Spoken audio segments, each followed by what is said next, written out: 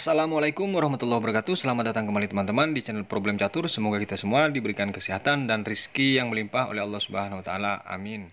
Teman-teman, kali ini saya akan membahas pecatur muda yang berasal dari Jerman. Di usianya yang 17 tahun, dia cukup gemilang dalam perjalanan karir caturnya, yakni dia di urutan 74 Grandmaster dunia.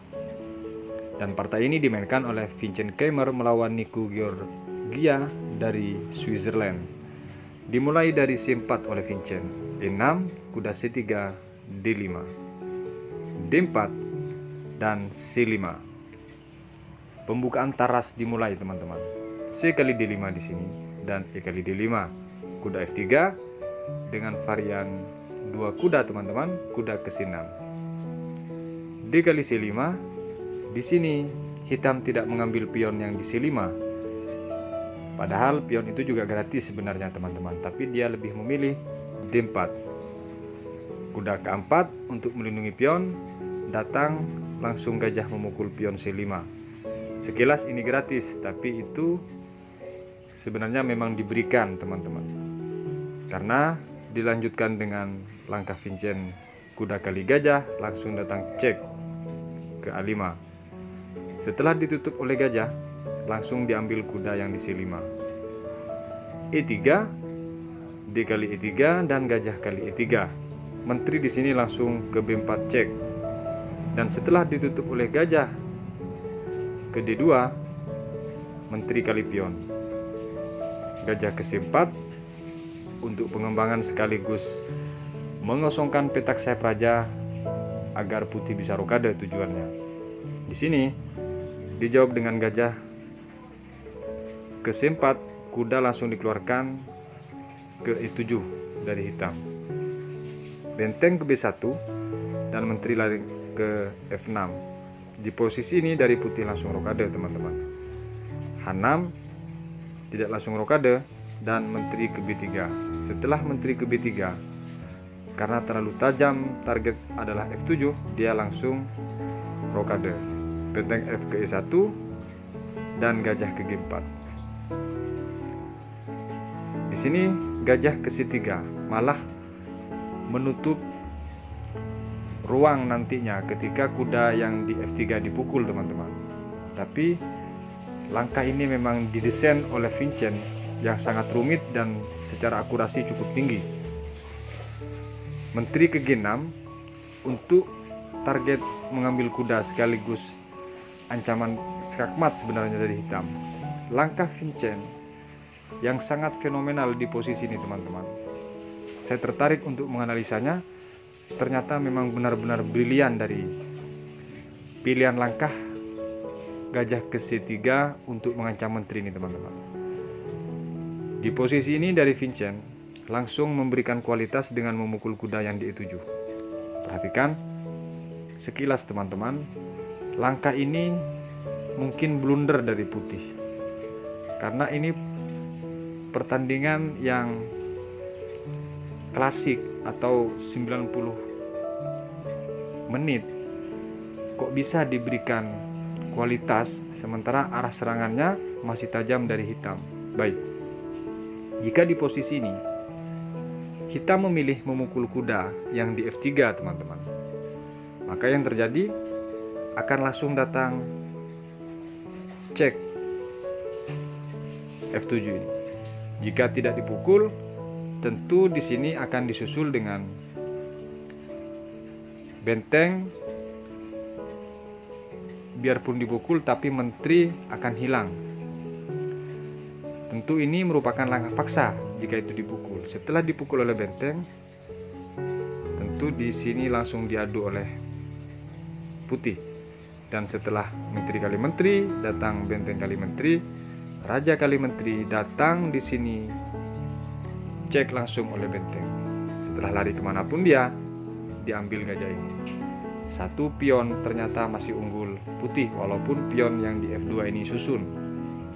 Ternyata hitungannya hingga ke 8 langkah memang kalkulasi unggul dari putih dari langkah tadi teman-teman. Kembali ke posisi di saat putih memberikan kualitas tersebut, ternyata langkah yang diambil oleh hitam juga tahu ke arah sana hitungannya, maka dia mengambil benteng yang di E7 teman-teman. Kuda ke E5 mengancam menteri sekaligus menggarpu gajah, dan di sini menteri ke F5 teman-teman.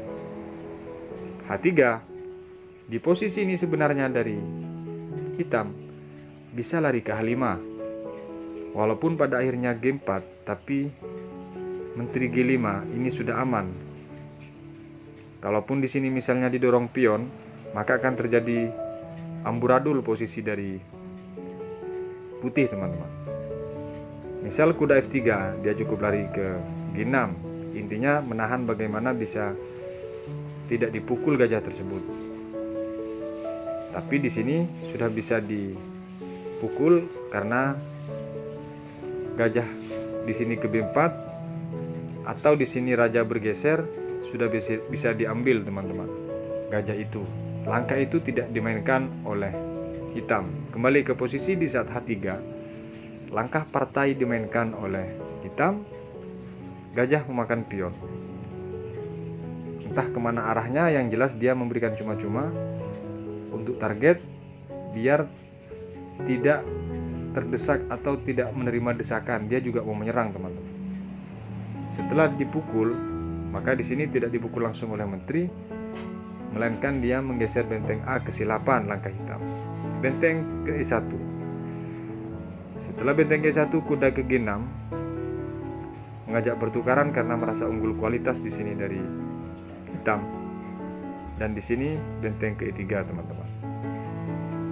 Kuda F4 dilanjutkan dengan benteng ke F3. Setelah terpin, kuda ini tidak bisa bergerak teman-teman. Dilanjutkan dengan B5. Sekilas ini buang cuma-cuma, padahal untuk menghilangkan ancaman dari gajah tersebut terlalu tajam. Dan dijawab oleh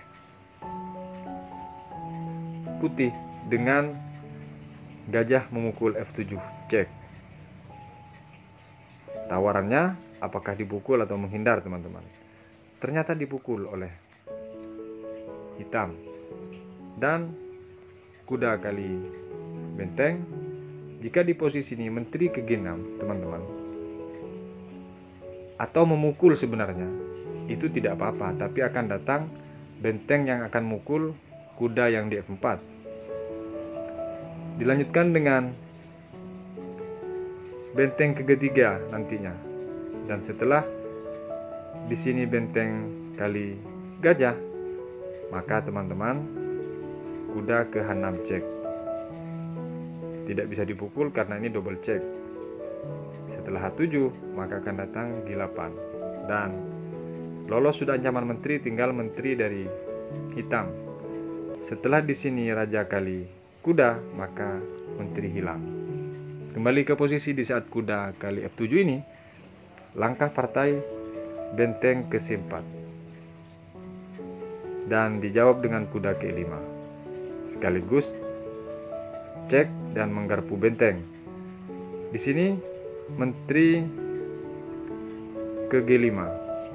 Setelah dicek, F1 raja didesak dengan G2 ke E1. Di posisi ini teman-teman, sekilas mulai terdesak dari Vincent, tapi setelah raja ke H7 untuk menghindari pin dari menteri ini, menteri langsung ke B1 teman-teman, cek. Dijawab dengan G6, dan di sini menteri memukul pion yang di B5. Sungguh akurasi yang sangat tajam dan akurat dari Vincent ini teman-teman. Benteng ke-4. Setelah cek, di posisi ini sebenarnya dari putih bisa lari ke D1 untuk menghindari ancaman skakmat. Walaupun nanti benteng ini memukul gajah, maka menteri ke B7 untuk melindungi terlebih dahulu benteng yang di F3. Setelah G8, maka di sini teman-teman bisa dipindah atau dipukul benteng yang tadi memukul kuda teman-teman. Menteri F1 misalnya maka di sini datang C2. E2 menteri dan B3. Ini jelas sudah aman teman-teman. Tidak perlu diragukan lagi bahwa di sini kemungkinan menang dari putih tinggi. Kembali ke posisi di saat benteng ini cek, langkah yang dimainkan oleh Vincent lagi-lagi dengan akurasi tinggi. Tingkat analisanya, apa yang dipilih langkah oleh Vincent adalah raja ke D2. Dia memang berharap untuk dicek, karena setelah dicek nanti akan datang menteri yang akan memukul benteng tersebut. Langsung dicek oleh hitam. Setelah dicek, kalau dia menteri ini turun, tentu ada ancaman checkmate. Langkah partai teman-teman yang dimainkan oleh Vincent yang memang didesain langsung dipukul oleh menteri. Kuda kali menteri dan raja kali menteri. Menteri K1 sudah mulai kehilangan arah serangan dari hitam karena sisa satu menteri melawan 3 perwira teman-teman. Kuda ke G4. Menteri ke C1. Satu langkah dari ini teman-teman. Dari hitam menyerah. Kemana langkah yang membuat hitam menyerah? Kuda ke F6. Cek. Setelah kuda ke F6, dari hitam langsung menyerah. Kenapa? Karena kemanapun langkah raja, dia kalau tidak mat harus ditukar menteri. Baik, langkah terbaik dan memang satu-satunya hanya ke G7 teman-teman. Dia bisa ke G8 tapi sama aja sebenarnya. Datang cek kuda ke D7. Pilihannya hanya dipukul oleh menteri. Setelah dipukul gajah yang di C3, tentu juga ancaman mati tidak bisa dihindari atau mati secara mengenaskan nantinya. G8 langkah terbaik, maka datang langsung di closing dengan benteng F8, H7 dan H8 checkmate. Itulah alasannya kenapa di posisi kuda F6 dari hitam menyerah. Sungguh analisa atau langkah-langkah yang sangat tajam dari langkah Vincent ini teman-teman. Hitungannya 8 hingga 9 langkah kemudian, dan itu betul-betul akurat. Sepertinya dia calon generasi master-master kuat salah satunya yang berasal dari Jerman. Semoga bermanfaat. Sampai berjumpa di video berikutnya. Wassalamualaikum warahmatullahi wabarakatuh.